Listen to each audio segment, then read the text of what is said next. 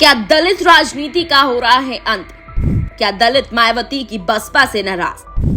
उत्तर प्रदेश में लोकसभा चुनाव को लेकर एग्जिट पोल का परिणाम सामने आया है। इसमें तमाम राजनीतिक दलों की चुनाव परिणाम से संबंधित सर्वेक्षण रिपोर्ट आई है।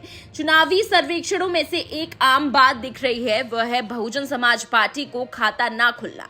दरअसल 10 साल बाद एक बार फिर बहुजन समाज पार्टी के सामने उत्तर प्रदेश में शून्य और सिमटने जैसी नौबत बनती दिख रही है। लोकसभा चुनाव 2014 में बहुजन समाज पार्टी खाता नहीं खोल पाई थी।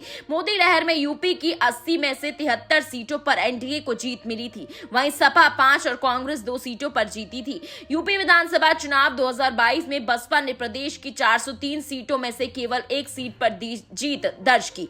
हालांकि उसका वोट शेयर 12.9% था, जो यूपी में जाटा वोट बैंक के आसपास था। यूपी में दलितों की आबादी 21% के करीब है। इसमें जाटा वोटरों का शेयर करीब 13% है। यूपी चुनाव 2022 में बसपा का सबसे कम वोट शेयरों में से एक था। लोकसभा चुनाव में जब बसपा को यूपी में से एक भी सीट नहीं मिली थी, तब उसका वोट शेयर 19.77% था। 2017 के विधानसभा चुनावों में जब उसने 19 सीटें जीती तो उसे 22.23% वोट मिले। लोकसभा चुनाव 2019 में बसपा ने सपा के साथ मिलकर चुनाव लड़ा। लोकसभा चुनाव में अखिलेश यादव ने आगे बढ़कर मायावती के साथ चुनावी गठबंधन किया था। हालांकि अब मायावती दलित पॉलिटिक्स पर अपनी पकड़ को उस स्तर पर बनाए रखने में कामयाब होती नहीं दिख रही है।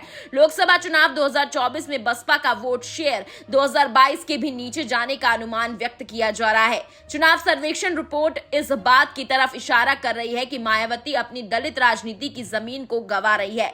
यूपी की राजनीति में बहुजन समाज पार्टी एक बार फिर खाता नहीं खोल पाने की स्थिति में खड़ी दिख रही। वहीं बसपा के कैडर वोटों का बंटवारा एनडीए और इंडिया के बीच होता दिख रहा है। बहुजन समाज पार्टी के वोट बैंक पर समाजवादी पार्टी और भाजपा कब्जा जमाती दिख रही है।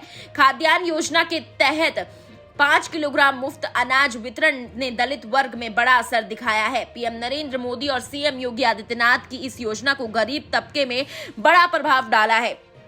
कैडर वोट बैंक को बचाने के लिए बसपा की ओर से कोई ठोस प्रयास नहीं हो पाया। भाजपा की योजना ने असर डाला। यही वजह रही थी कि बसपा के युवा नेता आकाश आनंद ने भाजपा सरकार की खाद्यान्न योजना पर तगड़ा हमला बोला। यूपी चुनाव 2022 के दौरान खाद्यान्न योजना का यह असर दिख रहा था कि बसपा के कैडर भाजपा की तरफ शिफ्ट होते दिखे। लोकसभा चुनाव 2024 में समाजवादी पार्टी ने दलित वोटों के शिफ्ट होने को देखते हुए अपने माय समीकरण को बदलकर पिछड़ा दलित अल्पसंख्यक यानी पीडीए समीकरण के रूप में परिभाषित करना शुरू किया। पार्टी की नजर दलित राजनीति को अपने पाले में लाने की रही। इसमें सबसे बड़ा झटका मायावती को लगता दिख रहा है।